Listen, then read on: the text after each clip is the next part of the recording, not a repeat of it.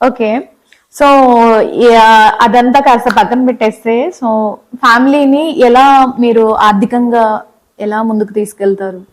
ఇప్పుడైతే ఆర్థికంగా నేను అంటే నువ్వే కదా పెద్ద అవును. పెద్ద కొడుకు నువ్వే. ఒక్క కొడుకున్నాడు, ఒకే అక్క కొడుకు. చెల్లె, నేను మధ్యలో ఓకే. Only one sun. మరి ఫ్యామిలీలో సంపాదన ఎలా అంటే మీ ఫ్యామిలీ ముందుకెళ్ళాలంటే? ఇప్పుడైతే ప్రమోషన్ వీడియోలే హెల్ప్ అవుతుంది, ఏమైనా హ్మ్. షాప్ వీడియోలు, హ్మ్. కొన్ని ప్రమోషన్స్ వీడియోస్ చేస్తున్నాం మేడం. ఎంతొస్తాయి మామూలుగా ఒక ప్రమోషన్ చేస్తే? ఒక ప్రమోషన్ 5,000 అట్లా వస్తాయి. అంటే మంత్లీ లేదు లేదన్నా ఎన్ని ప్రమోషన్ చేసినా ఒక 10,000 12,000 దాకా వస్తాయి మేడం. వెంకటేష్ మరి ర్యాపిడోలో నడుపుతూ నువ్వు చాలా కష్టాలు పడ్డావు, చాలా స్ట్రగుల్ అయ్యావని విన్నాము. సో దాని గురించి ఏం చెప్తావు?